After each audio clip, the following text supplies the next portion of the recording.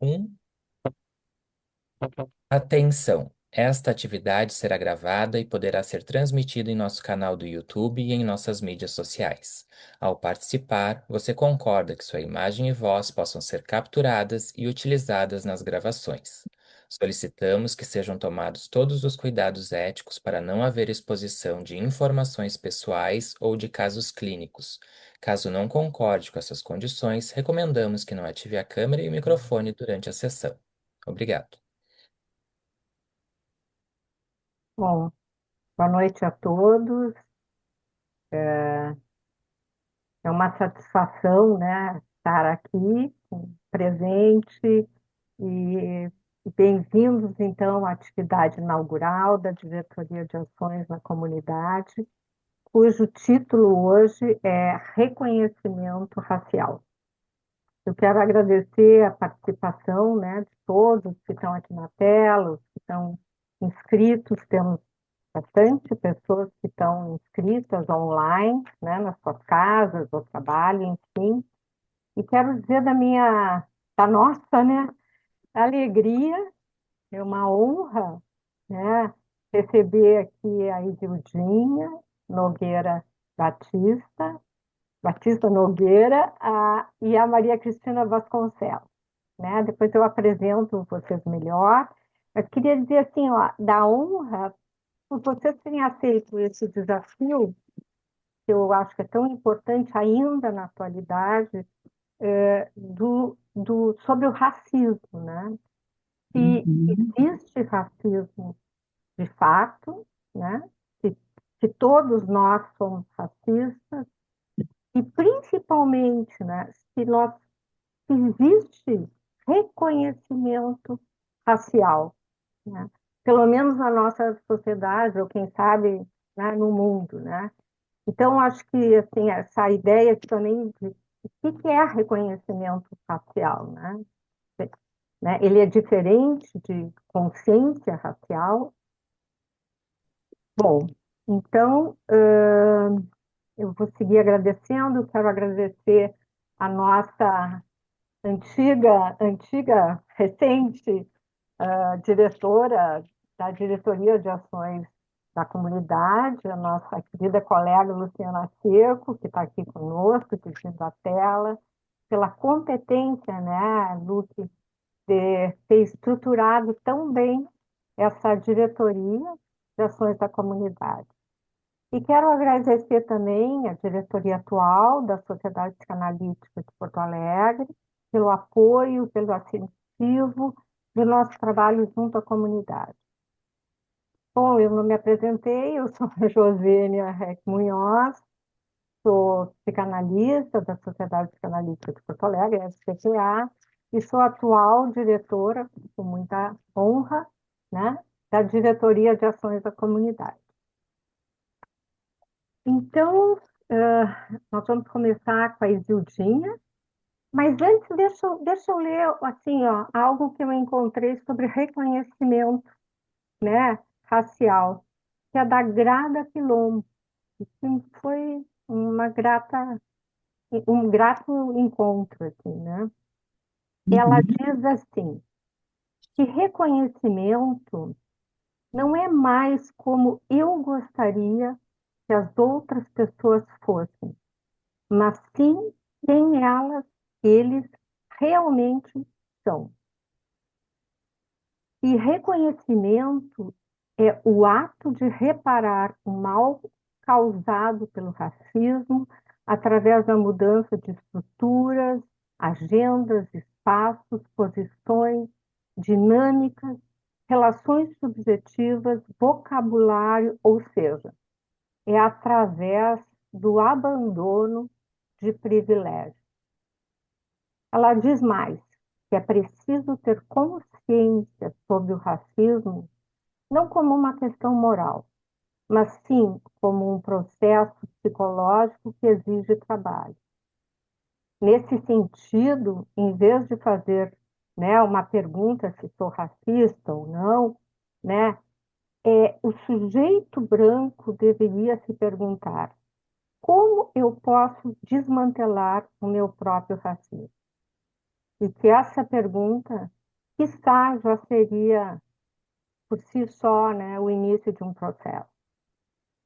Então, achei assim uma questão importante para a gente poder começar e gostaria de primeiro, então, ouvirmos passar a palavra para a Isildinha Nogueira. Eu vou te apresentar, Isildinha, assim melhor. Deixa eu te pegar aqui.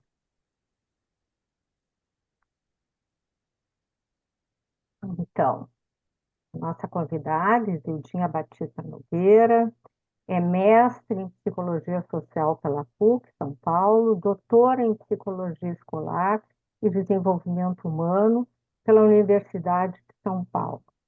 Formação em psicanálise, né, nos ateliês de Psychology, né, em Paris, com Radmila Zygors, não sei se a gente diz assim, Zigorice, Zygors, Zigorice, Zigorice. Zygors, obrigada. Uma das fundadoras da instituição, professora no Instituto SEDES Sapientia, indicada ao Prêmio Jabuti de Literatura, categoria Ciência pelo livro A Cor do Inconsciente, Significações do Corpo Negro, e é psicanalista e pesquisadora. Bem-vinda, passo com a Obrigada. palavra, Zildinha. Boa noite a todas e todos. Acho que aqui a tela é pequena, não vou ver todo mundo, mas acho que deve ter muita gente. Devem ter Sim, homens também, né? Eu só estou vendo aqui mulheres. Queria agradecer muito o convite, é muito bom e importante. Eu tenho me disposto a discutir com todas as escolas, né? Porque eu acho que é uma forma de, enquanto comunidade psicanalítica, nós podemos pensar de um outro lugar, né? Que não seja esse lugar do qual a gente se veja impossibilitado de mudança, né? Primeiro, eu penso um pouco diferente da Grada Quilomba, concordo com ela, né, que o reconhecimento é quem somos, né? Mas eu penso que é preciso que a gente comece, né? Eu costumo dizer, e já não começo nenhuma fala minha, que não passe pela seguinte frase, né? Albert Memmi, que foi um contemporâneo e conterrâneo de Fanon, como Fanon veio da região da Martinica, ele era um grande ensaísta francês e ele escreveu um livro chamado O Racismo. Nesse livro, Fanon diz o seguinte, Fanon, o Albert Memmi, ele diz o seguinte: se você perguntar para um racista, você é racista, ele vai dizer eu não, mas eu sei quem é. Né? E ele diz, e o racismo, enquanto uma entidade teórica, ele nada representa. Né? Para que o racismo exista, ele precisa de operadores. Quem são os operadores do racismo? Somos nós, brancos e negros. Somos os operadores do racismo. Portanto, nos cabe perguntar que racista sou eu? Né? Se eu me pergunto, eu me localizo. Se eu não me pergunto, não tem a menor possibilidade de qualquer mudança, porque a mudança não vai ser por um decreto, não virá por lei. Aliás, no Brasil, o racismo é crime, e nem por isso as coisas mudaram. E não muda, porque o racismo é um atravessamento da ordem do inconsciente. Ele está na linguagem, né? Ele está no inconsciente do qual a gente não tem o domínio. Né? E se a gente não se perguntar, nós não vamos processar uma nova possibilidade. Né? O racismo ele foi, né, algo usado pelo capitalismo, né? Ele foi uma estratégia usada pelo capitalismo através do colonialismo para ter mão de obra não remunerada. Né? Para isso, o colonialismo escolhe. Né? Aliás, no capitalismo não há lugar para todo mundo mesmo. Né? A gente sabe que 30% da população do mundo não tem lugar. Né? E é muita coisa quando a gente fala em 30%. Né? E o capitalismo usou de maneira inteligente, através do colonialismo, né, um processo de desumanização, de negros e indígenas. E através deste processo de desumanização, né, os cofres da Europa, que na época do colonialismo estavam esvaziados, havia uma pobreza na Europa muito grande, eles vão então fazer a reposição desses cofres com mão de obra escrava não remunerada.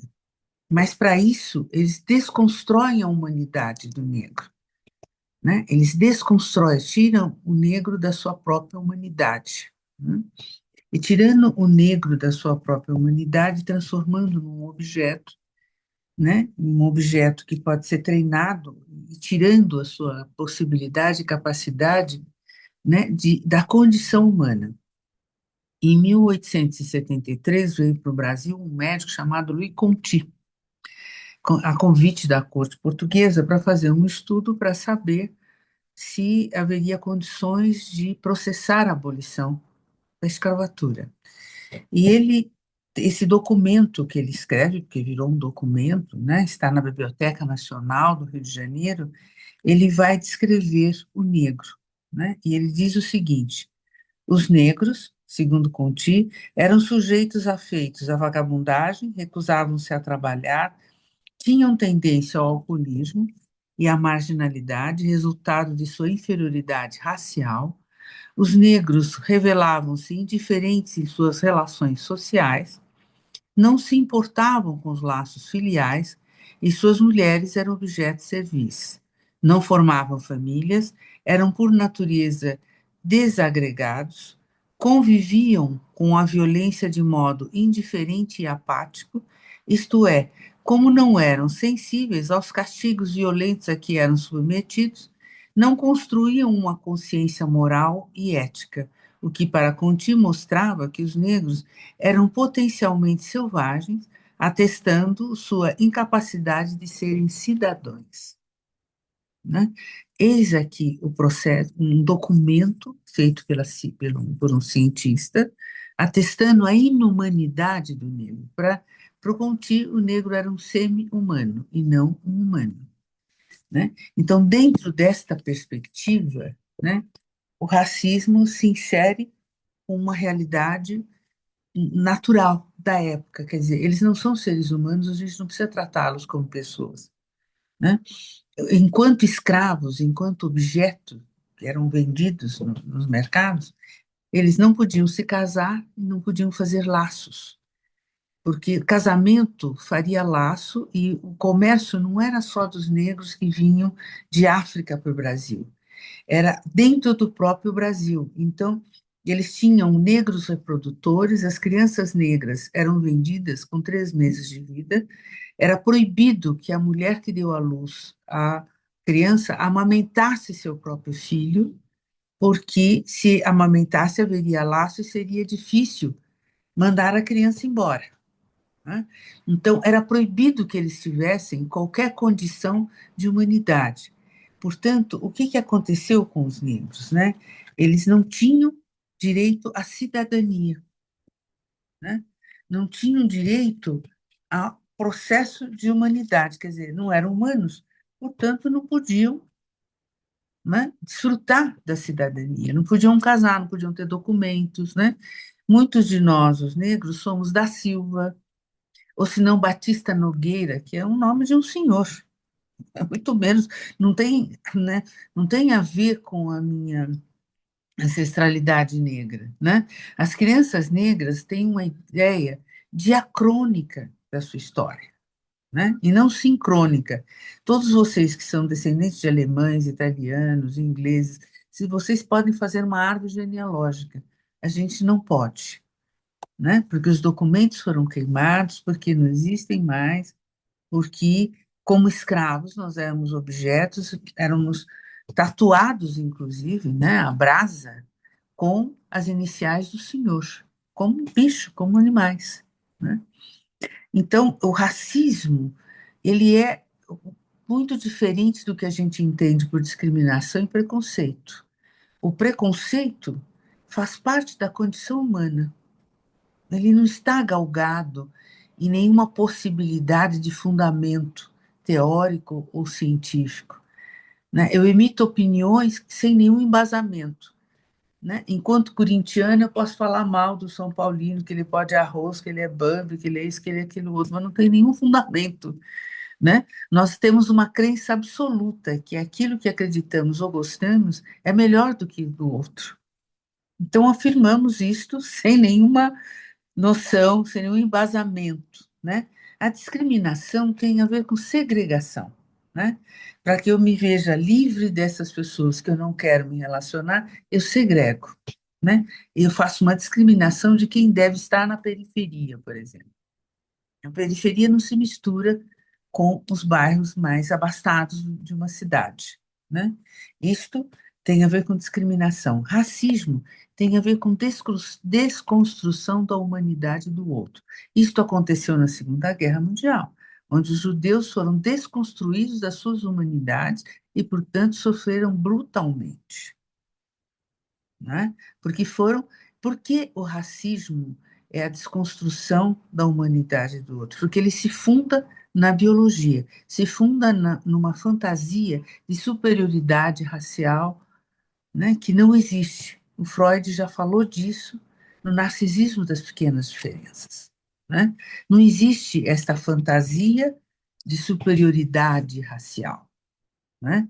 Mas isso foi provado recentemente pelos estudos sobre DNA e RNA, que inclusive a nossa diferença para o DNA do milho é ínfima, que dirá entre nós, seres humanos, né? Algumas diferenças fenotípicas que não diz a nossa natureza, né?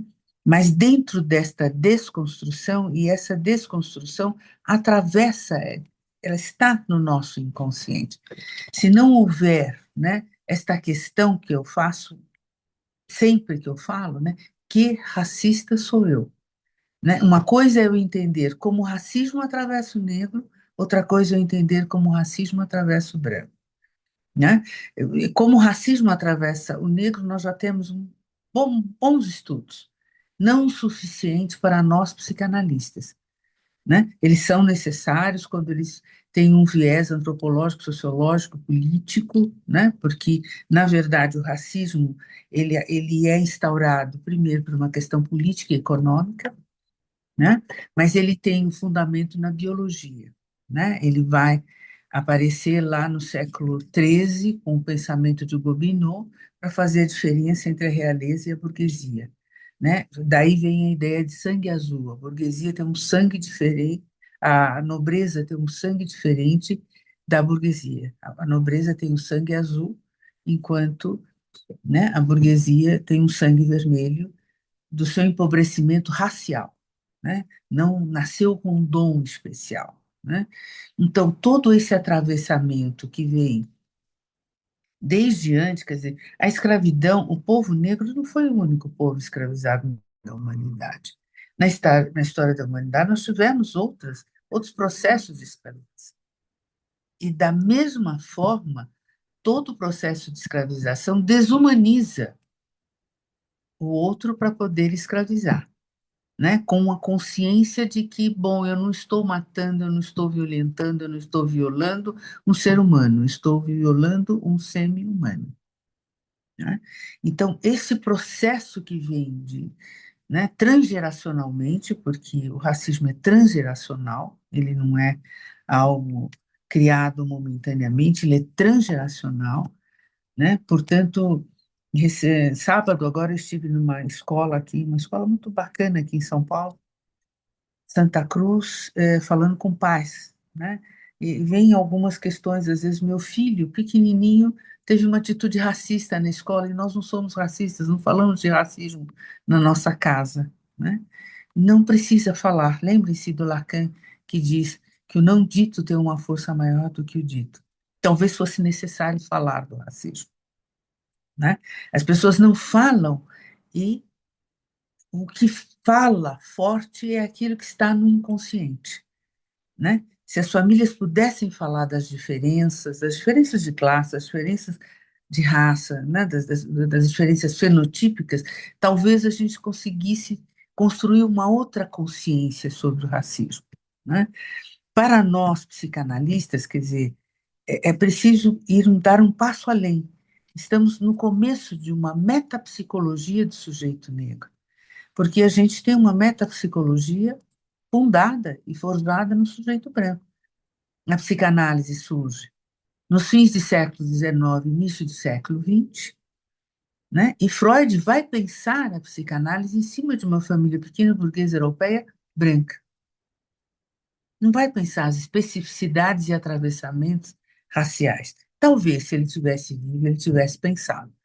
Porque, para mim, quando ele começa a pensar o narcisismo das pequenas diferenças, ele já mostra que se ele tivesse aqui para continuar pensando, que ele chegaria lá, né? Ele fez algumas falas hesitantes, mas não efetivamente, né, com uma noção desse atravessamento do inconsciente e de como o sujeito negro ele nasce e é estruturado, né? Existe uma falha narcísica no sujeito negro. A abolição não garante, né, não garantiu ao negro a cidadania. Na realidade, não o libertou, né? Não lhe garantiu as condições necessárias mínimas para o exercício da cidadania. Apenas o libertou do cativeiro das correntes físicas, mas o mantém por tempo indeterminado no cativeiro psíquico, de uma imagem que, com o crivo da ciência, justificaria a inumanidade do negro, né? Hoje, até hoje, a polícia mata os negros, né? Mata os negros, primeiro mata, depois pergunta. Nós recentemente vimos 120 corpos negros esticados no Rio de Janeiro, no chão, né? E por quê? Nina Rodrigues, lá nos idos de 30, 40, faz, até antes, acho um pouco, vai fazer um retrato falado do bandido, ele era médico legista, e ele dizia que a bandidagem é uma herança genética, biológica, portanto. E quando ele faz o retrato falado do bandido, ele faz o retrato falado de um negro, que é esse retrato falado serviu para instruir o exército, a polícia militar, até hoje. Serve. Então, a polícia mata porque ela está exterminando o mal e não um outro ser humano. Tanto faz. Se 120 corpos brancos estivessem tirados no chão no Rio de Janeiro, o que vocês acham que aconteceria? O silêncio e a anuência da sociedade em relação àquelas mortes?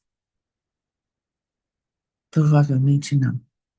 Haveria uma revolta, né? As pessoas se incomodariam.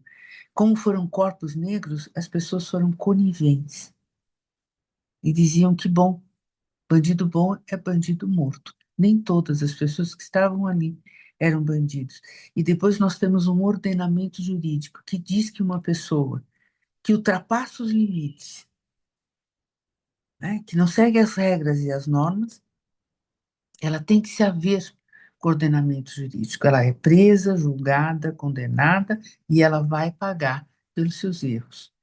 Ela não precisa ser morta, né? No conjunto e no nosso ordenamento jurídico isso está dito.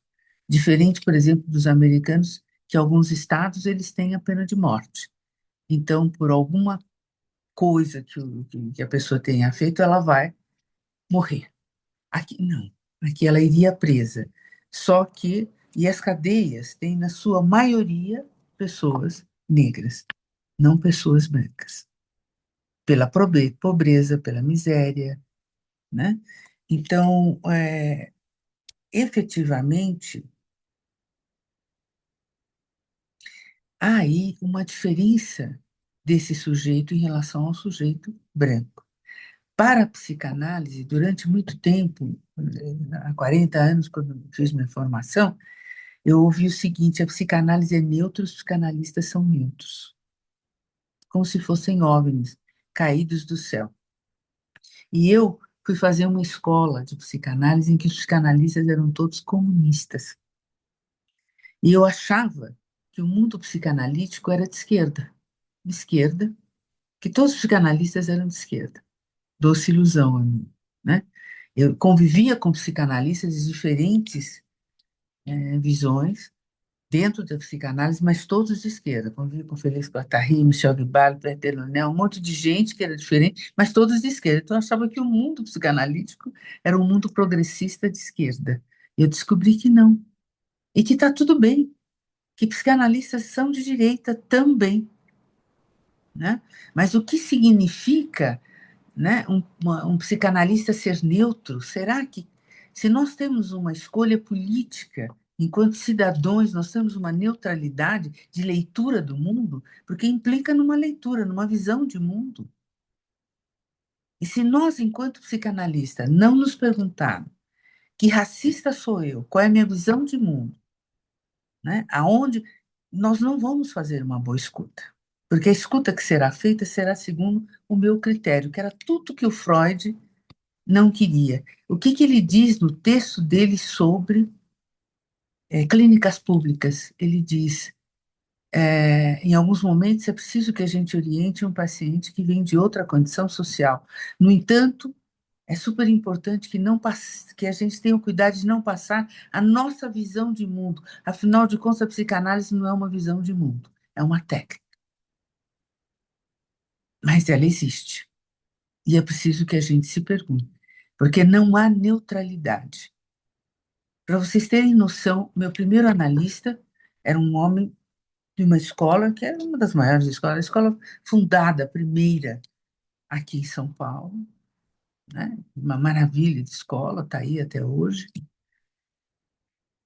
Um homem progressista de esquerda, durante meu processo, aceitou uma estudante de psicologia, vinda de escola pública, sem condições de pagar o que ele podia, mas ele aceitou me atender por um preço social.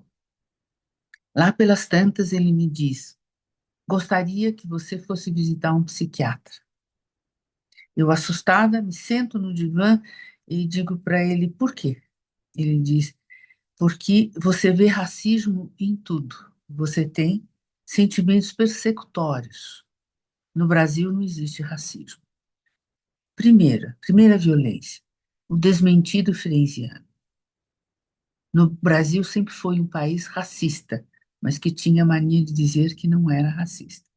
Ele faz um desmentido freudiano e me patologiza. Eu viro psicótica. Eu saí dali, escrevi uma carta e nunca mais retornei. Graças a Deus, porque senão eu hoje estaria medicada, talvez hospitalizada, acreditando que eu tinha um diagnóstico de uma pessoa psicótica. Vou para a França, faço formação lá, e a primeira coisa que eu ouço quando chego na França é: vamos falar da sua negritude, do racismo. Aprendi na França que não existe neutralidade na psicanálise. A psicanálise não é neutra, e muito menos o psicanalista é neutro. Então, se há, né, algo importante desse reconhecimento racial, é entendermos que, se nascemos num mundo estruturalmente racista, nenhum de nós escapa às estruturas de poder. Por acaso algum de nós aqui escapa às estruturas de poder? Claro que não. Não. Temos um lado, temos uma visão de mundo, somos personas, somos pessoas, persona quando interessa, pessoa quando é possível,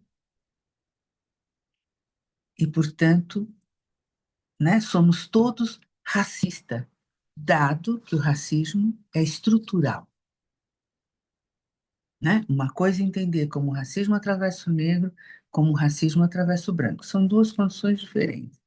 Mas enquanto não entendermos isto, não haverá escuta possível. É preciso pensarmos uma metapsicologia do sujeito negro. Quem pode construir essa metapsicologia? Todos nós que tivermos interesse em estudar, sejamos brancos ou negros. Nós, os negros, começamos a estudar e a perceber isso e essa diferença. Né? Quem pode atender um paciente negro?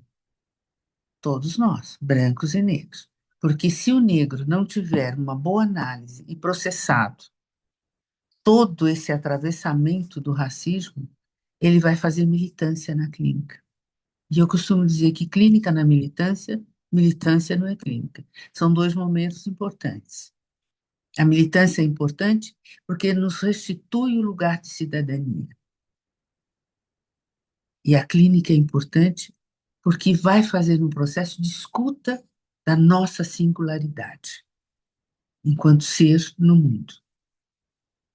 Né? O que eu vejo é todos brancos e negros lendo livros da Lélia Gonzalez, Neuza de Souza, Rita Segato e tantos outros trabalhos maravilhosos, interessantes, importantes, e vão para a clínica fazer militância, porque não tem conhecimento da metapsicologia do sujeito negro.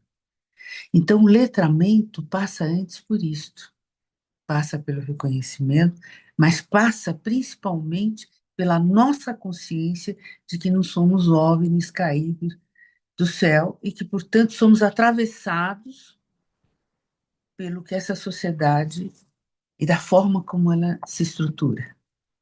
Né? Ela é estruturalmente racista. Né? O racismo passa antes por um sistema ideológico, econômico, político, uma intenção muito clara da desconstrução da humanidade, de parte da humanidade, quando interessa.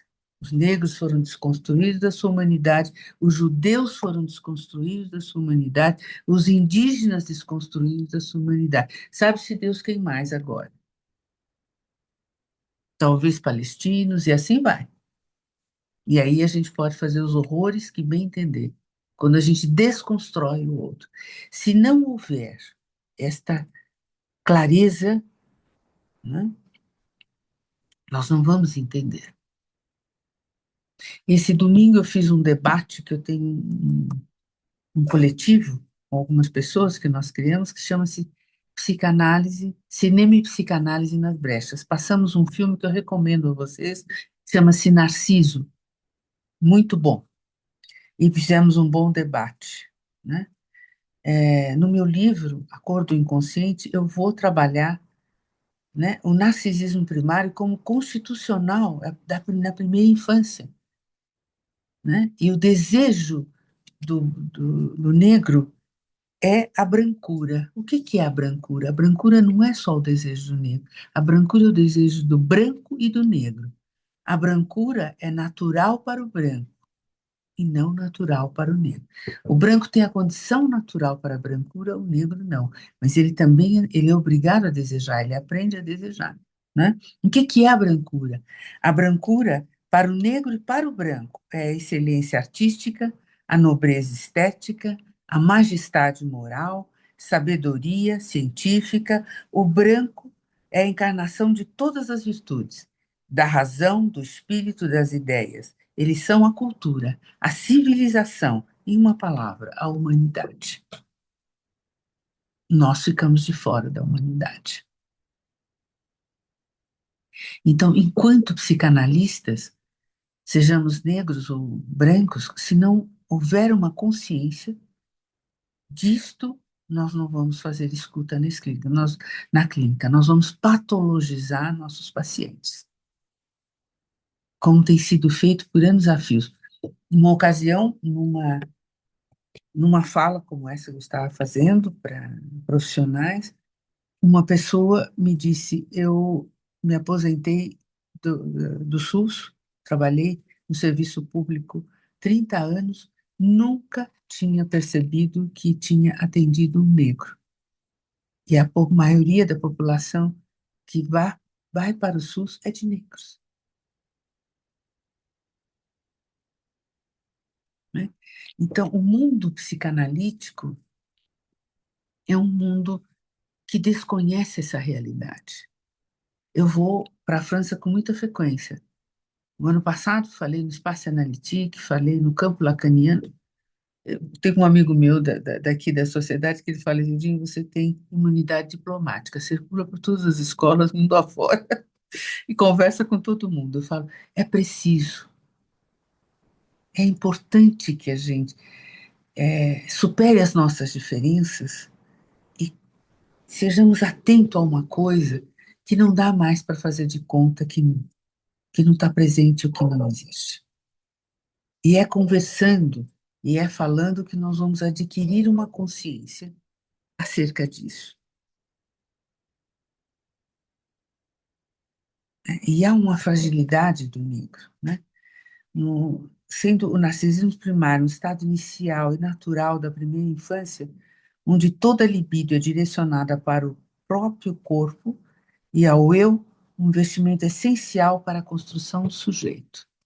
O negro sofre dessa fragilidade narcísica, né? Se a gente não entender esses mecanismos, a gente não consegue fazer escuta. Não tem escuta, né? O letramento é árduo. Amanhã vai mudar essa questão? O racismo vai deixar de existir? Eu não acredito. Eu acredito que nós vamos adquirir uma consciência, nós psicanalistas, e vamos poder ajudar a curar algumas feridas. Elas também não vão sumir, mas talvez elas sejam vistas, sentidas de um outro lugar, né? E se há alguma possibilidade de mudança, essa possibilidade vem da nossa consciência singularmente. Então, daí essa pergunta: que racista sou eu? Em fevereiro, eu fui para Moçambique, Maputo, para uma jornada psicanalítica na África. Fiquei impressionada como eles são estudiosos, aquele grupo na universidade, tem sociedade, lá tem tudo. Eu sofri racismo na África, né? E quando eu fiz a minha fala, uma jovem analista de formação me diz assim: você disse que o racismo nos atravessa a todos. Eu não sofro racismo, porque como eu tenho um tom de pele mais claro que meu vizinho, eu não sofro com racismo. O que a gente no Brasil chama de colorismo e uma grande ilusão.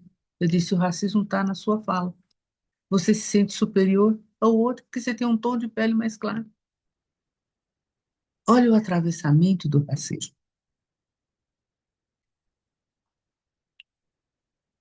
É mais sério do que a gente possa pensar. Mas eu não quero falar o tempo todo. Eu quero dialogar com vocês, porque senão, se me deixar, eu falo até amanhã. Tá bem. Então, eu ia mesmo colocar, né? Nós temos a Maria Cristina, psicanalista, Maria Cristina Vasconcelos, e eu vou assim, apresentar a Cris. A Maria Cristina Vasconcelos, então, é psiquiatra, psicanalista, membro efetivo e analista de data da Sociedade Psicanalítica de Porto Alegre, mestre em antropologia social pelo IFCH da URGS, coordenadora da tradução para o português do Dicionário Enciclopédico Interregional da IPA e membro representante da América Latina no Comitê de Educação e Psicanálise da IPA, diretora atual do Instituto da nossa sociedade. Bem-vindo, então, de novo, Cris. Obrigada, Contigo. Jo. Obrigada, Jo. Bom, boa noite a todos, a todas, né? É um prazer estar aqui compartilhando essa mesa com a Isildinha, quem eu admiro muito, né? Obrigada. E é um desafio também, né? Como a Jo falou. Eu vou ler que para mim é mais fácil, né? Então, a proposta de debater o reconhecimento racial e ainda mais acompanhada da Isildinha, né, como eu acabei de dizer, cujo trabalho e ideias admiro, se tornou um desafio para mim. Esse é um tema que não estudo de forma específica, então eu logo, quando me convidaram, me questionei de que maneira eu poderia contribuir. Mas eu topei o desafio, principalmente considerando que seria para mim um aprendizado importante e uma oportunidade grande para pensar. De qualquer forma, o tema vem me interessando e tenho me aproximado dele nos últimos 6 anos, participando do Comitê de Estudo sobre Intolerância e Preconceito da nossa sociedade. Eu sei que essa aproximação, e a Isildinha falou disso, né, com respeito ao racismo, ainda é tímida, pois eu entendo, isso foi visto no comitê, que o tema, especificamente o racismo e o racismo no Brasil, tem particularidades que ultrapassam a questão do preconceito e da intolerância. A escravização dos povos africanos, hoje e há pouco tempo reconhecida pela ONU como o maior crime contra a humanidade, atravessa o racismo em nosso país, gerando especificidades que o diferenciam de outras formas de intolerância e preconceito, e que dessa forma particular vai impactar no reconhecimento racial em nosso país. Mas eu segui adiante. Bom, aceitando o desafio, eu fui tentando encontrar caminhos para pensar e resolvi abordar o tema a partir da minha perspectiva, para além de uma perspectiva teórica. Eu sei que eu devo falar da minha perspectiva de mulher branca, profissional liberal, proveniente de uma família de classe média. Minha trajetória em um mundo privilegiado por estar distante da violência sofrida por tantos, em níveis variados da experiência do viver. Então, uma particularidade que faz parte da minha formação pessoal me veio à lembrança, que penso diz respeito especificamente ao tema do racismo. Eu passei a primeira infância em um país onde naquela época não havia negros. Ou havia, eu conhecia 5 negros na minha primeira infância. Eles eram de um conjunto de música brasileira, amigos dos meus pais, e frequentavam a minha casa nas rodas de samba que ocorriam nos dias em que eles não se apresentavam no cassino da cidade. Eu vivi os primeiros anos da minha vida no Chile, em uma época em que os negros que ali viviam ocupavam um lugar de curiosidade, dada a sua raridade. Ocupavam o lugar do exótico, como refere Humberto Eco, que hoje eu entendo que, mesmo que não seja de violência explícita, ainda é o lugar do diferente, o que causa curiosidade, quase como um objeto de museu, desinvestido em alguma medida de sua humanidade. Percebo hoje que essa atitude, mesmo que com um tom de valorização, exacerba o lugar do outro, o que não faz parte, que está incluído a partir ou preservando a sua exclusão. E eu pretendo explorar esse tema da exclusão, né, mais adiante. Ainda assim, e isso é o que eu gostaria de destacar agora, é que o fato de o negro não ocupar esse lugar do abertamente excluído naquele momento não quer dizer que o racismo não se apresentasse por aquelas bandas. Ele ocorria em relação aos imigrantes provindos principalmente da Bolívia, que traziam junto de si as marcas corporais e culturais dos povos originários daquela região. Eram esses os que ocupavam os postos de trabalho correspondentes às camadas pobres. As mulheres, as cholas, estavam encarregadas dos afazeres domésticos e os homens ocupavam os empregos reservados aos de um lugar social destituído de valor. A diferença estava lá, presente também na cor da pele, nos traços, no corpo, na forma de se vestir e se portar. Diferenças que definiam lugares e formas de existir no mundo. O olhar era depreciativo. Eram pessoas vistas como menos capazes, menos qualificadas. Dizia-se que não sabiam usar sabonete, não usavam talco, como se usava na época, não lavavam adequadamente as roupas, os cabelos, não cheiravam bem. Precisavam ser ensinadas para o convívio, entre aspas, adequado, na casa das famílias onde eles iriam trabalhar, o que de maneira violenta desconsiderava a cultura daquelas pessoas, suas tradições, sua história, sua maneira de existir no mundo que deveria ser eliminada porque caracterizava o atraso e a ignorância. Ou seja, sim, o racismo estava presente, sempre esteve. As cores são diferentes das nossas. O tipo de violência talvez também seja diferente. Mas a normalidade da cultura de exclusão, mediante a desumanização do outro, característica da nossa cultura ocidental, também estava lá. Bom, aí eu segui o meu caminho, o meu percurso, pensando como abordar o tema, e me pareceu interessante, para me ajudar a expandir essa compreensão, uma conversa com o meu filho, que é biólogo, quando eu descobri que os animais veem as cores de forma diferente. Ainda que todos tenhamos 2 tipos de células em nossos olhos, os cones e os bastonetes, há variações nas espécies que são responsáveis por diferenças na detecção das cores e espectros de luz. Por exemplo, os pássaros têm mais tipos de cones do que os humanos, o que lhes permite perceber partes do espectro ultravioleta que são invisíveis aos nossos olhos, assim como ter uma acuidade visual que estabelece diferenças sutis entre tonalidades de cores que nós humanos não somos capazes de distinguir.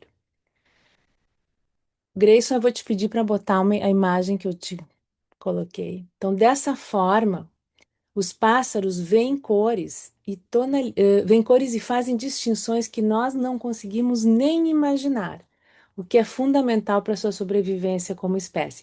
Essas figuras, né, elas colocam como é que um humano vê e um pássaro vê a mesma imagem, né? Só que as cores que estão representadas nesse pássaro aqui são aproximações que nós conseguimos ver, porque as cores que eles veem, elas simplesmente não existem para nós. Nós não conseguimos nem imaginar porque nunca as vimos, né? Pode tirar, Grace. Então, essa diferença para os pássaros é fundamental para a sobrevivência da espécie, pois isso lhes permite defender-se de predadores, defender seu território, encontrar comida e mesmo realizar seus rituais de acasalamento. Então, essa é uma evidência de como nós, humanos, enquanto espécie animal, não podemos contar apenas com os sentidos para garantir a nossa sobrevivência, ainda que acreditemos firme e às vezes ferozmente não existir nada daquilo que não conseguimos ver. Entretanto, enquanto espécie que somente consegue sobreviver de maneira coletiva, também precisamos de parâmetros para mapear o mundo. Nossa biologia, nosso aparelho instintual difere dos outros animais que nascem suficientemente equipados para logo enfrentarem a vida. Nascemos vulneráveis e assim permanecemos por um longo período de tempo, se não toda a vida, né? O que impacta significativamente na forma como construiremos nossas vidas e nos relacionaremos com tudo e todos ao nosso redor. Alcançamos a possibilidade de mapear o mundo mediante a expansão de uma capacidade emergente, o nosso aparelho psíquico, para conseguirmos sobreviver. Do ponto de vista da psicanálise, compreendemos que esse desenvolvimento se dá a partir do suporte emocional de um outro que nos antecede e que assim nos insere no mundo, nos oferece o espaço necessário para ganharmos existência e construirmos nossa subjetividade. É dessa forma que a conformação básica desse aparelho que desenvolvemos compreenderá tudo aquilo que este mundo inicial nos oferece. As crenças, os modos de existir, de se relacionar, as liberdades ou os aprisionamentos, tudo isso estará lá desde o início, oferecido pelo outro para a construção do nosso próprio mundo. Seguindo o modelo dos pássaros, este aparelho, com tudo aquilo que o constitui enquanto estrutura, será a nossa lente para ver ou não ver o que está ao nosso redor, bem como dentro de nós. Não temos como acessar o mundo sem ele, sem essa lente, né? Sem o aparelho psíquico. Cada agrupamento cultural desenvolveu ao longo de sua história o seu conjunto de mitos, crenças, regras, proibições, deveres que regulam os usos e lugares dos corpos, estruturam a sociedade e assim delimitam as formas do viver. Dentro de cada agrupamento, serão estas as lentes que definirão os lugares de cada sujeito naquela estrutura. As crenças, sejam de que tipo for, ocupam o lugar de verdade e nos sustentam. Como disse antes, são elas que delimitam o que vemos ou não vemos. Já dizia Freud em O Futuro de uma Ilusão, da importância de termos uma sustentação cultural para nos acalmar diante da nossa vulnerabilidade, nosso desamparo diante da natureza da própria vida. Assim, com as crenças seguimos adiante ao longo da história. Serão elas que propiciarão, entre outras coisas, o que é hoje o nosso tema, o reconhecimento racial. A questão fundamental para o nosso tema, entretanto, é como isso se dá em uma sociedade complexa como a que vivemos, na qual o atravessamento de diversas culturas, tradições se faz presente. Quais são as nossas verdades, nossas crenças que estabelecem nossos lugares dos outros no mundo? Penso que um aspecto fundamental de nossa cultura, herdeira da tradição judaico-cristã disseminada no mundo ocidental mediante o processo colonizador dos países europeus, é que nos compreendemos como o humano. Nós somos o humano. Uma cultura que pensa a existência a partir de si mesma, enquanto padrão ouro a partir do qual é possível medir tudo. Como disse a Isildinha antes, isso exclui uma boa parte da população do planeta, né?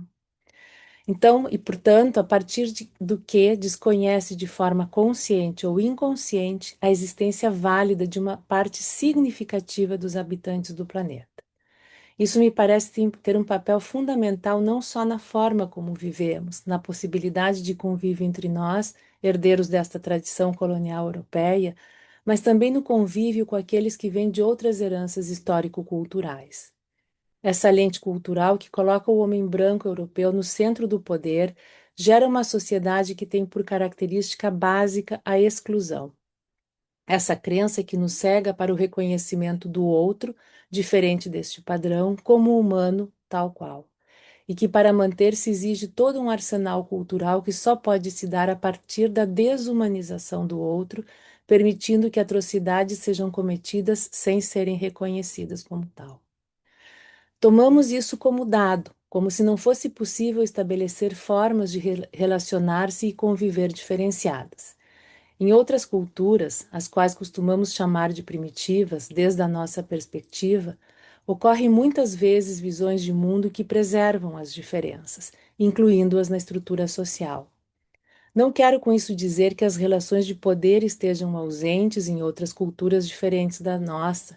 Sabemos bem que os massacres, as escravizações, a violência acompanham a humanidade desde sempre.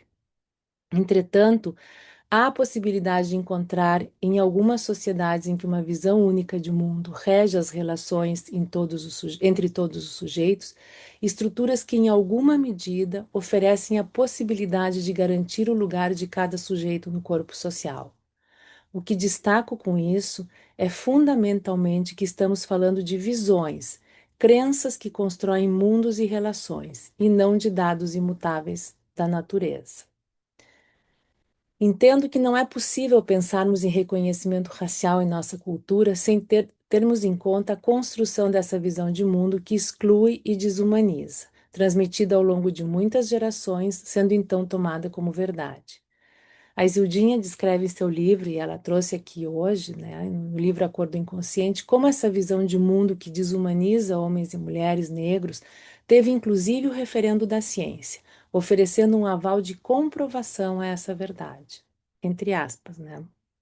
Uma verdade que então vai sendo tomada por cada sujeito e construída, transmitida, já desde aqueles primeiros encontros da chegada do bebê ao mundo, já naqueles primeiros investimentos no narcisismo, que formará a base para toda a estrutura da subjetividade. No olhar da família já está inscrito algo do lugar subjetivo que aquela criança ocupará ao longo da vida. Tem sido pensado e a Isildinha vem expandindo esse olhar sobre essa marca que fica inscrita na subjetividade do sujeito negro. Mas eu proponho que pensemos como se dá essa mesma marca no bebê que nasce em uma família branca, que se crê detentora de um lugar especial no mundo. Uma família que garante um investimento narcísico que, em alguma medida, estimula a preservação do bebê majestade ao longo da vida. Não é justamente esta crença que tem expandido a cultura do narcisismo? Entendo que esse investimento vai favorecer uma série de posicionamentos, facilitará a crença de que há um lugar especial a ser ocupado, de que as posses lhe são garantidas e o poder é inerentemente seu. Não há dúvidas que isso encurta caminhos e favorece uma série de possibilidades em um mundo competitivo, voltado ao poder, ao consumo, à crença na onipotência do self-made man. Também as perspectivas de sobrevivência estarão aumentadas, pois esta majestade do homem branco estimula políticas e ações públicas e privadas que sempre reforçam o seu lugar privilegiado. Entretanto, me parece importante questionarmos essa vantagem do ponto de vista da subjetividade. Enquanto marca de uma raça, o mundo branco preserva uma cegueira, um grave estreitamento da visão de mundo que vem progressivamente empobrecendo as possibilidades da vida coletiva. O sujeito se crê grande, mas para isso o mundo fica pequeno. Manter a desumanização do outro, seja qual for a forma em que a diferença se estabeleça, é um aprisionamento em um mundo ilusório, vazio, sem perspectiva. Temos mais chances de sobreviver e oportunidades para viver melhor desde uma perspectiva concreta, mas o crescimento do vazio, do ódio, da intolerância e, mais recentemente, de fundamentalismos de toda a ordem vem progressivamente abalando nossa possibilidade de sobrevivência subjetiva e coletiva. Lembro do curta-metragem Dois Estranhos Distantes, vencedor do Oscar de melhor curta-metragem de ficção em 2021. Um exemplo das vozes que vêm se levantando, né, vozes de todas as cores, que se levantam ao redor do mundo denunciando os crimes de desumanização e exclusão inerentes ao racismo. No filme, dois homens, um designer gráfico negro, Carter James, e um policial branco, Merck, se encontram em um loop temporal em que a mesma cena em que o policial mata o homem negro sempre se repete, apesar das várias tentativas que Carter faz para modificar o final. É uma homenagem direta ao assassinato de George Floyd, mas também de todas as mortes de negros em consequência do racismo. É tocante ver o esforço de Carter para mudar esse destino, em várias tentativas frustradas pela cegueira de Merck. Desde a minha observação do filme, lamentando a realidade daquela cena, vivenciada diariamente por inúmeros homens e mulheres negros ao redor do mundo, também me chamou a atenção a degradação que Merck vai sofrendo ao longo do filme. A cegueira, como venho destacando, a impossibilidade de entregar-se ao encontro humano com Carter e mudar o rumo da história vão progressivamente desvitalizando, ainda que se mantenha vivo. Como destaquei no início, entendo que a intolerância em relação ao diferente, em algum grau, está presente em todo agrupamento humano. O racismo, expressão violenta dessa intolerância, instrumentalizado por nossa capacidade de desumanizar o outro, é uma manifestação da nossa destrutividade que foi naturalizada através de crenças diversas ao longo da história. Penso que, para além de enxergarmos com clareza o intolerável de qualquer manifestação de exclusão e desumanização e combatermos isso de forma veemente, é necessário que cada um de nós possa reconhecer o seu lugar nesse processo, construído e transmitido através de inúmeras gerações. Enquanto a população branca persistir olhando para si mesma como o padrão ouro, sem reconhecer que ao desumanizar o outro também perde algo de sua humanidade, nada avançará. Perdemos todos quando abrimos mão da premissa ética de nos reconhecermos como iguais, como uma única raça, a humana. Sei que tem algo de utópico nisso, afinal somos animais capazes de ter prazer com o sofrimento do outro, diferente de todos os outros animais, né, que não têm esse prazer, né? E ainda assim nos consideramos melhores que eles. Mas por que não sonhar com um ideal de forma a preservar a esperança em todos nós? Obrigada.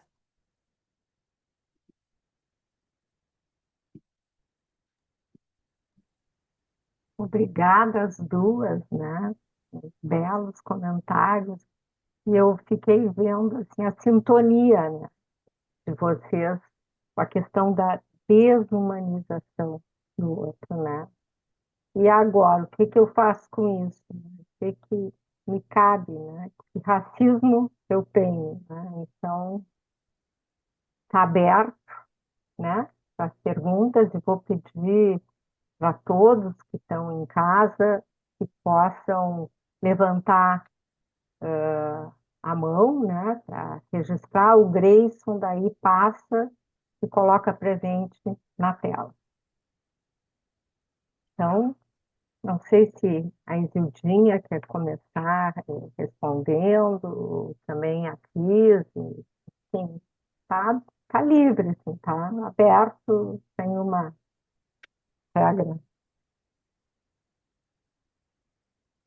Já temos uma inscrita, doutora Josênia. Posso chamar? Tá. Podemos? Podemos passar? Sim, Grayson, obrigada. Sandra Wolfenbittel.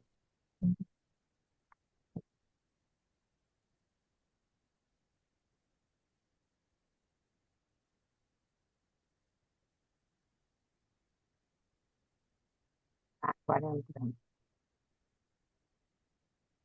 Aqui, a Sandra tá ali. Oi, Oi, Sandra, gente, boa noite, tudo bem? tudo? Enfim, antes de mais nada, eu quero falar da minha satisfação de estar aqui escutando a Isildinha e a Maria Cristina. Eu acho que fizeram, né, contribuições muito importantes, assim, a iniciativa dessa atividade também eu quero saudar, né, certamente questões fundamentais a gente pensar, né? O que eu queria falar é que a Isildinha falou do filme Narciso, né? E eu imediatamente fiquei curiosa e fui buscar o filme. E eu encontrei o seguinte, gente: o filme foi lançado ali no dia 17 de março, né? E ele, em Porto Alegre, tá, aliás, ele ainda está em cartaz nos cinemas, tá? Ainda durante o mês de abril. Só que aqui em Porto Alegre, ele só foi visto nos Cine Bancários e na Cinemateca Paulo Amorim, tá? Ali, algumas poucas sessões no final de março, né? E foi só em Porto Alegre, né? Eu acho que isso denuncia o desconforto do nosso racismo, né? Como é que esse filme ficou tão pouco tempo aqui, né? E E é um só filme. nessas duas salas, que são salas mais, vamos dizer assim, de espaços mais engajados, né? Nas lutas populares, nas questões, né? Enfim, que precisam ser pensadas por todos. E foi só, tá? Que triste isso. Mas que bom que nós estamos aqui. Muito obrigada por esse evento. Tá? Um privilégio ouvir vocês. E Sandra, passar junto. o filme tá, ele vai entrar nos streams, né? Netflix, Sim, né? E aí eu acho que vai ser. aí poderemos ver, né? vai Mas eu estou lamentando que não entrou no grande circuito de cinema de Porto Alegre. Uhum. Eu acho que isso é sintoma. Aliás, eu não Isso, acho, com eu tenho certeza. certeza. Certeza. Né? Passamos mais alguém mais, Grayson, antes da. Ah, tá. A Luque. Temos já a Luke, né? Te mandei também, doutora Josênia, no WhatsApp. Tá. E a Beth Mente. O que vocês acham? Passamos assim três comentários e aí abrimos para discutir, pode ser? De três em Pode. três? Tá. Então, deixa eu ver assim para ser bem justa, tá? Tá. Temos a Sandra, que já passou, a Regina Klarman, a Maria Lucrécia. Eu vi agora a Luciana e a Maria Isabel Mendes. Então, vamos começar pela Luciana, depois passamos para a Beth, a Regina e a Maria Lucrécia. Tá bom, Por obrigada. mim. Bom, eu queria parabenizar a Josênia, a atual diretora de Ações na Comunidade, por essa atividade inaugural tão importante e de trazer a Isildinha, que já esteve conosco, né, Isildinha, na nossa jornada e que foi um privilégio poder conversar mais de perto contigo. A Cris trazendo as contribuições dela tão importantes e me chamou a atenção, Isildinha, assim, como é importante a tua fala para nós, que eu me lembro que na nossa jornada, primeira coisa que me lembro que tu falasse foi assim: todos somos racistas, né? E isso me impactou e ficou na minha mente. E hoje tu começas dizendo que racista sou eu. E eu acho que são perguntas muito diretas e muito importantes para que a gente possa pensar de verdade sobre o racismo, né? Que é tão difícil para a gente. Muitas vezes a gente vai assim pelas beiradas, mas essas questões que tu já nos trouxesse na jornada e agora são fundamentais. E eu acho que a nossa sociedade em geral e a nossa sociedade psicanalítica precisa pensar no racismo dessa maneira, direta, né? De como nós estamos contribuindo para que isso se mantenha e o que nós podemos, cada um de nós, se dar conta em nós mesmos e o que podemos modificar para que este mundo seja um pouco mais justo. Era isso, é um prazer te ver de novo, Isildinha, e Obrigada, parabéns pela atividade. Obrigada. obrigada. Vamos passar a Beth, né? Temos a Sandra, a Luque e a Beth, e daí Gildinha e Cris comentam, depois a Regina e a Maria Lucrécia. Pode ser assim? Vamos lá? Pedir para todos serem breves, o mais breve Bom, possível. vou tentar. Bom, boa noite. Também queria parabenizar as comentaristas. Foi de uma riqueza e uma diversidade assim de enfoques muito interessante, né? Assim, como até pensei assim, como uma pessoa negra e uma pessoa branca aborda estas questões. Eu acho que aparecem já aí algumas diferenças, até pelo tempo de estudo e de vivência que os negros no Brasil e fora do Brasil tem desta experiência tão sofrida e que marca e que exige que dê conta, né? E a Cris conseguiu abordar de uma forma assim muito interessante, né?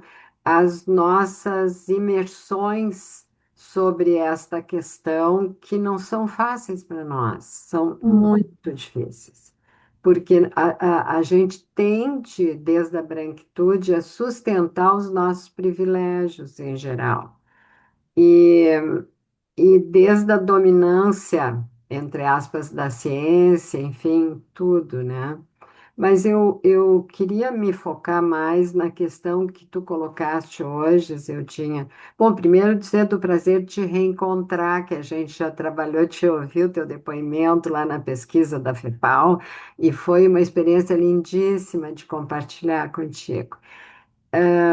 Mas eu achei muito importante, eu acho que foi a primeira vez que eu te vi aprofundar mais a questão do colonialismo e do capitalismo como definidores desta questão.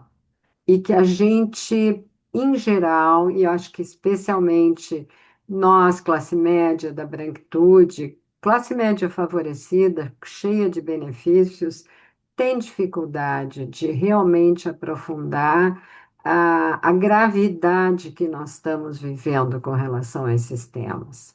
E o capitalismo é uma questão de um sistema que a mim interessa também as questões do meio ambiente e que está totalmente definido por esse sistema de pensar capitalista, de lucro, e que aí sobram pessoas que não interessam, porque o capitalismo não absorve essas pessoas.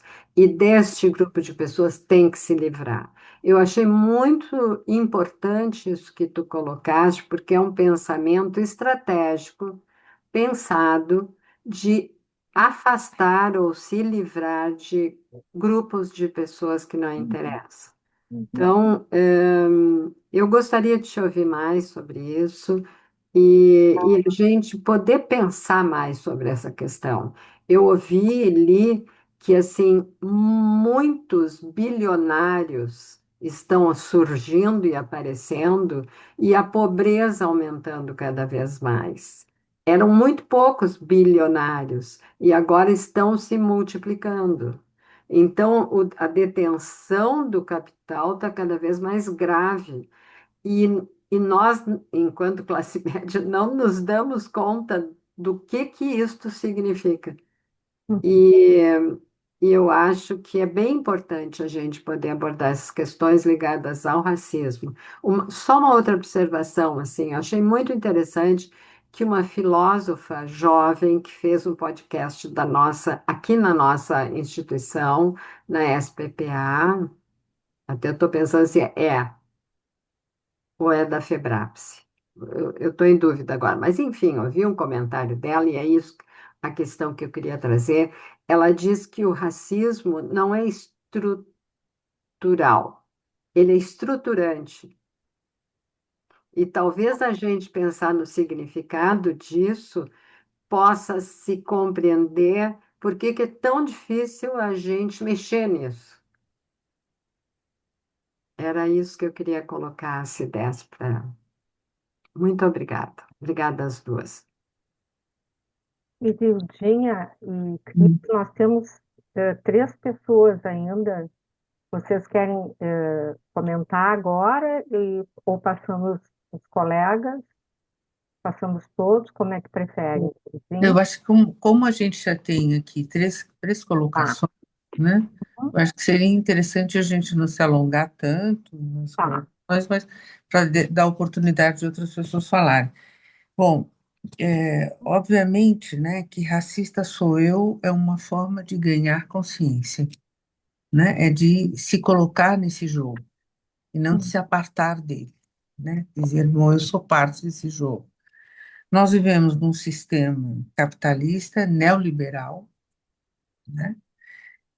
E cruel. O colonialismo, ele não foi um momento, ele não aconteceu num momento histórico da história da humanidade, né? Ele persiste, ele se atualiza, ele se atualizou. Hoje, as big techs são os grandes colonialistas e os grandes, eu diria, sequestradores de nossas mentes, né? Porque nós temos Uhum, aí os algoritmos, né? Que nos educa nesse sentido de uma forma meio, eu diria, muito agressiva, né? Extremamente agressiva, a ponto de que tirar a tela na mão de uma criança, ela é capaz de se tornar agressiva, uhum, de trazer problemas, adultos que têm vícios de tela, né? E a mensagem subliminar está ali, né? Então, obviamente, quando você pontua, né, que nós temos cada vez mais milionários e muitas mortes e muitas fomes e muita devastação ambiental, né? Nós falamos hoje em racismo ambiental, né? Porque há partes da humanidade que não interessa, né? No capitalismo não há lugar para todo mundo. Então, efetivamente, essas atitudes, elas são pensadas, elas não são meras atitudes, né? Não é à toa que o Donald Trump, na posse dele, ele convida a Big Techs, traz as Big Techs, né? E dá a elas, inclusive, o poder de Estado, né? Não deu certo, deu errado e aquela pessoa acabou saindo, né? É um dos donos das grandes Big Techs. Então, é assustador o que nós vivemos nesse momento, né? Fora a devastação que nós vivemos, quer dizer, no mundo, a água, as terras raras, enfim, e toda, né, toda a desconstrução do ordenamento jurídico, da ordem, né, geopolítica, né, a globalização falhou miseravelmente, a promessa da globalização, de um maior trânsito, né, de uma maior interação, de troca de tecnologia, de circulação entre os povos, isso não aconteceu, né? E mais, pior, né? Com a postura americana nesse momento, que não respeita nenhuma regra internacional, direito internacional, nada, né? E vai normatizando tudo isso. Isso é extremamente perigoso, né? Porque nós assistimos o genocídio do povo palestino, a invasão do Irã, que fez de tudo para não entrar na guerra e acabou arrastado para essa guerra. Felizmente, a Europa não comprou a ideia, não entrou, porque isso viraria um horror maior ainda do que já é. Então, vivemos tempos difíceis, tempos de desorganização e desconstrução, né? Mas o capitalismo está mais forte do que nunca, né? Esse neocapitalismo liberal, né, neoliberal, ele está mais forte do que nunca. E se nós não tivermos cuidado, nós vamos ser engolidos. E, obviamente, essa seleção, né, que é feita à base do algoritmo, ela é muito perigosa, porque ela é silenciosa, né? Nós temos vícios da tela hoje. vício de estar no Instagram, né, nas redes sociais, no YouTube, né? A gente não consegue não ver essas coisas. Eu não tenho rede social, eu tenho lá uma que alguém organiza para mim por uma necessidade. Mas eu não tenho vício disso, não sei nem como mexe, mas eu recebo pacientes que me dizem que perdem, se não prestarem atenção, ficam a noite toda ligada no celular, vendo nada, passando imagens e comentar. Então, acho que a gente precisa dessa atenção, né? Colonialismo e capitalismo são. O colonialismo foi um braço do capitalismo. Hum, E se nós não pensarmos por esse viés, nós não vamos entender o que que nos organiza. uhum, Só que nem o capitalismo, nem o neoliberalismo passou. Eles estão aí, né? Então, isso vai nos organizando, né? Se nós não tivermos, é claro, né, todo esse comando que chega inconsciente via Big Tech, eu não sei para onde iremos, né? Porque, obviamente, a exclusão está posta, né? O mundo dos escolhidos, como diz você, cada vez mais milionários e milionários e milionários, né? As pessoas que são esses YouTubers, eles não têm tostão da noite para o dia, viram milionários. uhum, E é isso que importa, porque não é algo que é posto para todo mundo, né? Milhares entram para o YouTube, mas três ou quatro, ou cinco ou seis ganham todo esse dinheiro, mas cria-se uma ilusão de que você vai chegar nesse lugar. E à custa do quê, né? Qual o preço que nós vamos pagar por isso tudo? Infelizmente, né? bom, Não ser eu- estrutural e estruturante, né? hum, Quer dizer, primeiro é preciso que haja uma estrutura que nos estruture. Ele é primeiro estrutural, depois estruturante. Não tem como a gente deixar de pensar numa sociedade, porque o capitalismo estruturou isso, né? Não é a sociedade brasileira que é estruturalmente racista, né? É o capitalismo que nos trouxe essa estrutura e que, portanto, essa estrutura se tornou maior do que nós e ela é estruturante, né? Mas é primeiro precisa haver uma estrutura para haver uma ação estruturante, senão a gente não consegue, eliminando uma coisa da outra, nós também corremos o risco de não chegarmos a nenhum lugar e de pensarmos que isso está externo a nós, né? É algo que nos estrutura que a gente pode destruir. Não podemos destruir isso. O que nós podemos é ter a consciência disso, para fazermos uma escolha. Escolher, né? Ainda podemos, ainda, não sei quanto tempo. daqui a um pouco mais. Eu vou ter que escolher de ser o mediador aqui do tempo, né? Temos três pessoas agora ainda. Vamos conseguir ouvir? Sim, pode ser, Cris, Gildinho? Então, Sim. eu vou chamar a Regina Klarmann, depois a Lucrécia e depois a Liz. É, Ah, boa noite a todas e a todos. Isildinha, muito obrigado pela tua participação. É sempre muito prazeroso te ouvir. E também a Cris, eu agradeço a Josênia pela organização desse evento tão importante para nós e para todo mundo, para a gente poder ouvir e se perguntar que racista sou eu. Eu queria e vou rapidamente assim fazer duas colocações. A primeira que eu estava te ouvindo, Isildinha, e pensei no acontecimento do fim de semana com o presidente dos Estados Unidos, no atentado que houve esta semana, se é que houve. E me chamou muito a atenção que imediatamente havia um suspeito, um homem negro, né? E que as fotos que aparecem na, nas publicações é um homem negro deitado no chão, amarrado, como suspeito, enfim, e como é fácil encontrar um suspeito assim, né? Uhum. Estão colaborando com o que tu dissesse. E a outra coisa que eu gostaria de perguntar para entender um pouco melhor, não sei se vai dar tempo de vocês responderem, é que diferença tem entre o racismo dos negros, dos judeus e dos índios, dos povos originários. Então é isso. Cris, tomara que a gente possa ser um pouco pássaro, todos nós, né? Uhum. Isso aí. Obrigada, Regina. Lucrécia?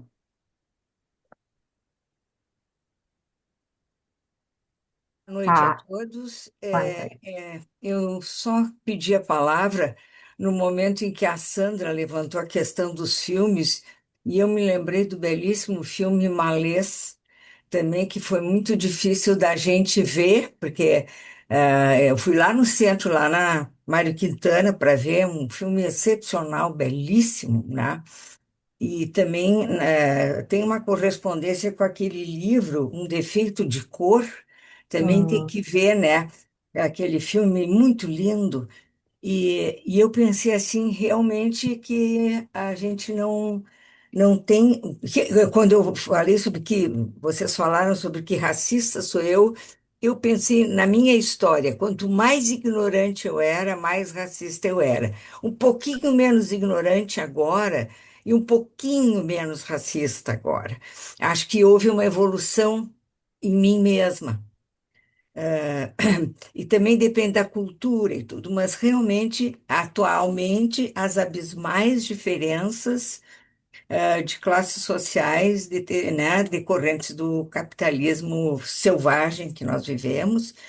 E queria agradecer especialmente a Isildinha, porque quando ela veio aqui na jornada, nós ficamos tão encantados que ela falou sobre adoção. E essas adoções mistas, eu estou tendo dificuldade, porque eu lido bastante com crianças, adolescentes. Como é difícil para um adolescente negro que foi adotado numa família branca desenvolver a sua autoestima. E eu queria pedir ajuda para a Isildinha em relação a isso, porque eu me lembro que ela contou um caso assim espantoso de um bebê. Lembra, Uhum. Isildinha? Sim, E sim. eu realmente fiquei muito comovida aquela vez e sigo lidando com isso e com dificuldades. Uhum. Dizer que com dificuldades sobre isso. E agradeço muito esse momento privilegiado. Obrigada. Só rapidinho, sim. Maria Lucrécia. Sim, O Narciso é sobre adoção de um menino negro por uma família chega. branca, né, que é devolvido. É muito lindo, Narciso. É um filme psicanalítico, assim, Tá. incrível. Nós tivemos a oportunidade de discutir com o cineasta, né? Aham. Mas Eu é um vou. filme didático, didático. Se você assiste esse filme e lê o quarto capítulo do meu livro, você Tá. entende mais profundamente um pouquinho Sim. essa questão. Muito obrigada, Zildinha. Né? Vamos fazer.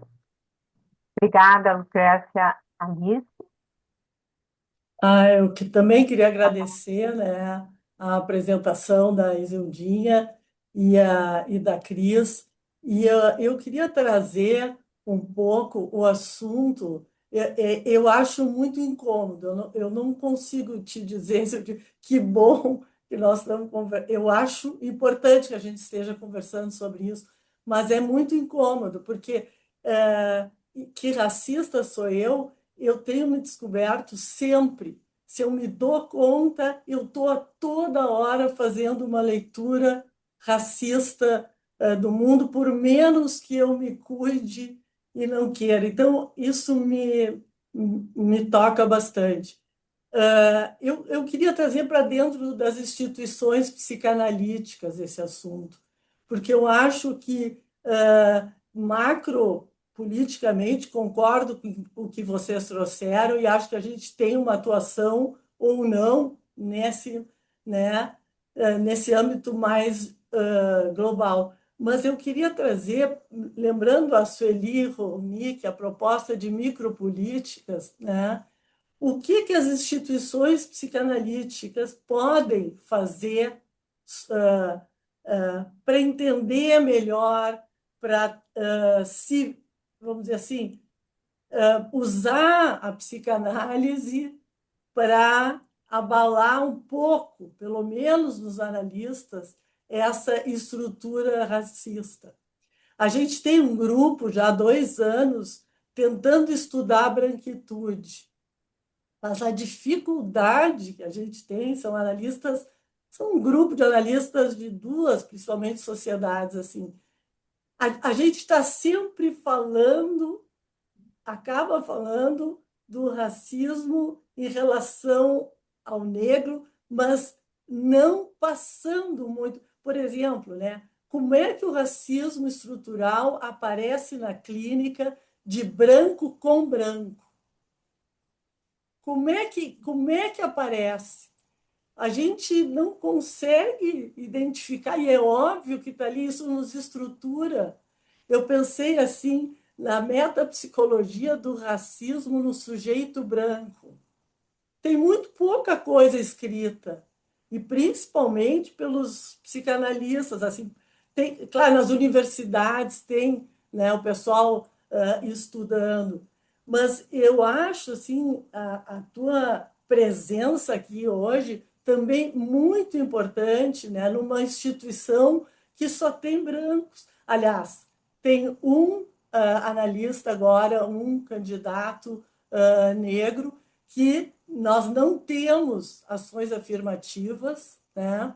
E eu acho que a presença desse colega, que é um colega jovem, para ele eu acho que não está fácil. As discussões mudaram quando ele está presente. A, a, a profundidade das colocações dele sobre o assunto mudam a discussão. Eu estou dizendo isso porque eu acho que se a gente não conviver mais, isso não sai do lugar. A gente fica falando sobre. Só rapidamente, a primeira vez que nós fomos estudar mais, tinha um grupo que foi fazer um trabalho para um congresso de psicanálise ontem, 2019, não é no século XIX, 2019. Era quando o analista sai de casa, o título assim da mesa redonda para um congresso. Nós tivemos a coragem de dizer que o que aparece quando um analista sai de casa é o racismo. Como se dentro das nossas casas, dentro das nossas instituições, não estivesse. Aí nós fomos conversar com uma colega psicóloga e negra, e ela disse, olha aqui, ó, vamos falar de vocês, vamos falar da branquitude, sobre nós, deixa que a gente agora pode falar.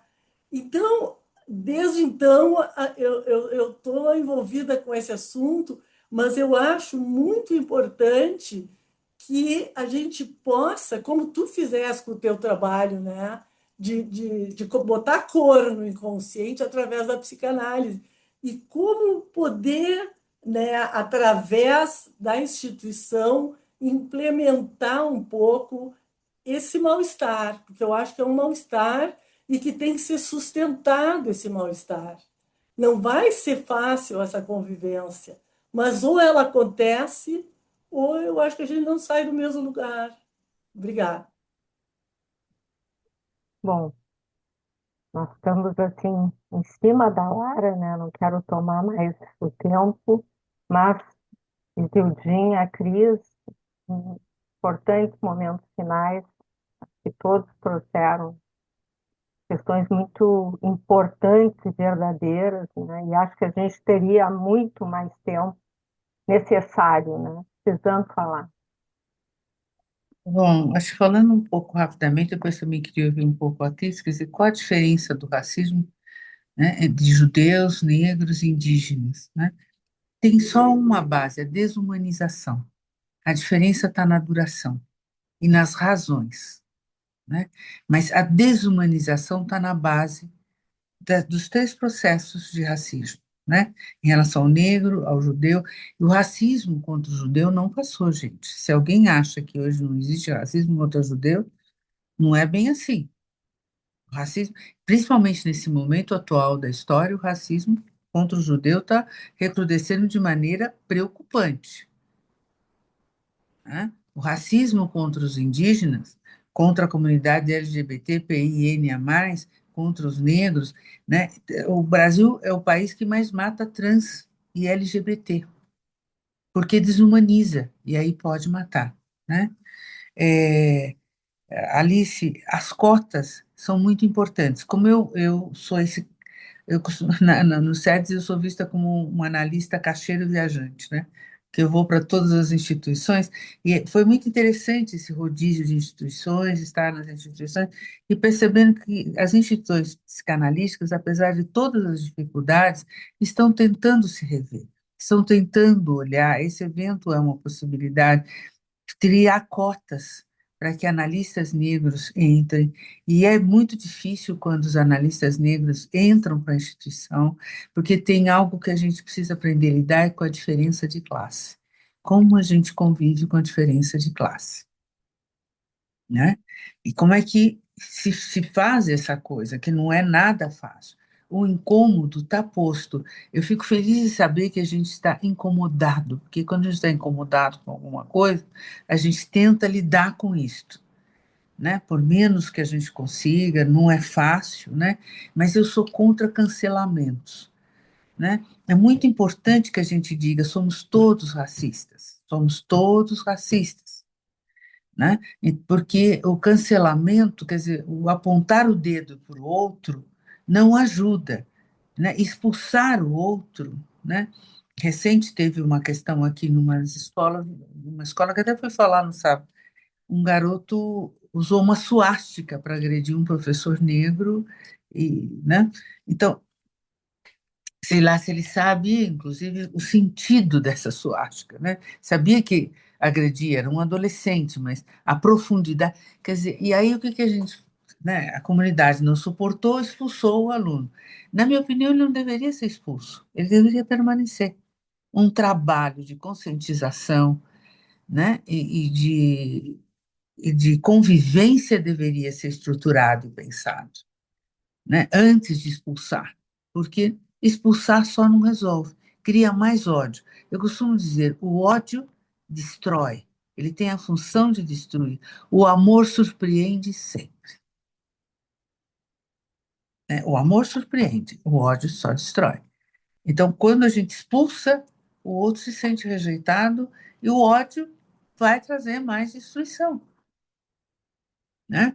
Então, quando a gente acolhe e tenta lidar com a situação, talvez a gente consiga reverter, né? Então, a ideia de trazer e de pensar já uma longa data e de dizer somos todos racistas é impedir o cancelamento, porque o cancelamento impedir, né? É evitar que o cancelamento seja posto, esteja posto, porque ele não resolve, ele não nos ensina nada, ele simplesmente coloca para baixo do tapete algo que a gente não quer ver, em nós mesmos, né? Como se expulsando este que fez um ato racista, a gente tenha se livrado do nosso próprio racismo. Não, não nos livramos, né? Como é que a gente vai entender esse atravessamento ali do branco, que é tão difícil, do negro, que é trágico, porque quase sempre acaba em suicídio, em autodestruição, em cisão, né? Em doenças graves, psiquicamente falando, né? Como que a gente vai entender tudo isso se a gente não olhar para tudo isso? Mas eu não te ouvi falar, Cristina, ficou meio monopolizado aqui as questões para mim. É que tu é a nossa convidada, que é um prazer te ouvir, né, Isildinha, assim. Não, eu quero dizer que eu estou plenamente de acordo, eu fiquei pensando nesse exemplo que tu dás, como é fácil a gente dizer que o racista é o outro, expulsa o menino, e aí ele é o racista e nós não, né? Eu acho que isso, enfim, né, eu estou plenamente de acordo contigo que tudo e todos os tipos de racismo, né? Eles vão partir da premissa da desumanização e da exclusão. Eu acrescentaria a lista de desumanizados, hoje em dia as mulheres, né? Estamos sendo mortas, né? Várias por dia. Não, todo, Então, né? Os feminicídios estão aí, né? exatamente. Então, a lógica é essa. E eu queria retomar um pouco a questão que a Beth trouxe do capitalismo, porque eu estou plenamente de acordo que a história vem apenas se reproduzindo de uma forma mais que Que atualizando. garante, se atualizando de maneiras que garantem mais a ilusão. O capitalismo, ele é fruto nosso, e é fruto dessa nossa tendência humana a excluir e usar da desumanização para excluir o outro, né? Então, tudo que a gente vê nas redes sociais hoje, como foi falado, ãh, muito do que se vê, né, nesse mau uso desse instrumento que é uma ferramenta, mas é uma forma da gente se dessensibilizar de que quem a gente está vendo naquela tela são humanos, são pessoas. Então, todo o processo vem avançando, me dá a impressão cultural, vem avançando num aprofundamento da desumanização e na criação de uma ilusão, né, de que a gente poderá hum, excluir uma, toda uma parcela da população mundial sem que isso exclua a nós mesmos. Nós vamos destruir o planeta, estamos destruindo a nós mesmos, baseados nessa lógica, né? Então, o que eu queria, eu acho que para mim, desse estudo que eu fiz e de coisas que eu tenho lido, duas coisas que ficam, né, que é que tu trouxesse bastante, Zildinha, assim, que é a desumanização e a exclusão, né? Isso, qualquer processo que tenha esses dois elementos na base vai ser um processo que é essencialmente racista se a gente pensa nos termos de que a gente está criando uma sociedade, um apartheid, no caso, né? Eu chamo de apartheid psíquico, Isso. psicológico, né? E todos nós Muito. perdemos. A gente acredita, enquanto sujeito branco, a gente acredita que a gente está ganhando, porque a cultura nos faz acreditar, nos ilude de que nós estamos nos dando bem. Nós estamos perdendo, todos nós estamos perdendo, né? Hum. E só, Infelizmente. e só essa consciência, né, pode mudar alguma coisa, né? Exato. Quando a gente se der conta de que não está ganhando nada e está perdendo a cada dia que passa, Uhum. né? Perdendo irmãos, perdendo seres humanos, né? E Em perdendo nome a do quê? humanidade. E Uhum. perdendo a humanidade, em nome do quê, né? Para que meia dúzia né, se envaideça de ser milionário, né? Como Donald Trump, uma figura horrível essa pessoa, Uhum. né? E ainda assim é uma pessoa, mas Uhum. que produz os horrores, né? Uma pessoa capaz de dizer, talvez eu bombardeie o Irã no final de semana por diversão. Uhum. Vocês ouviram isso? Por diversão. Eu vou bombardear um país por diversão. Eu vou varrer da face da terra a civilização persa. Uhum.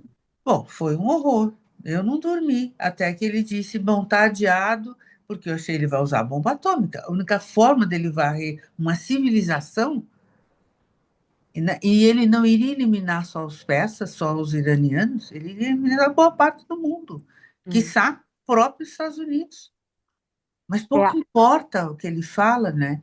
Ele vai devastando tudo, né? Ele vai defenestrando tudo, ele vai violentando o tempo. Tudo é violência nessa criatura, né? Não tem e, nada de positivo, né? bom, e pior que eu vou precisar encerrar, né? Porque já passamos 10 minutos, e pior que a história se repete, né? É isso aí. Uhum. E, bom, eu gostaria de agradecer muito, né? Esse momento hoje. Eu, particularmente, estou muito tocada, assim, né? E acho que vieram muitas questões, assim, a Alice agora trouxe também uma situação que mereceria um novo encontro. Eu quero, antes de passar para, né, para ti, Zildinha, para Cristina se despedirem, enfim, eu gostaria de agradecer muito, Zildinha, principalmente, né, a tua generosidade, a tua amorosidade com a gente, em, em, em sabe tentar nos ajudar, que a gente possa se olhar um pouco mais, né? E se perguntar um pouco mais que artista sou eu, Uhum. que é o que ficou para mim, eu acho, para todos nós, reverberando, né? Acho que assim, foi um gesto de amor mesmo.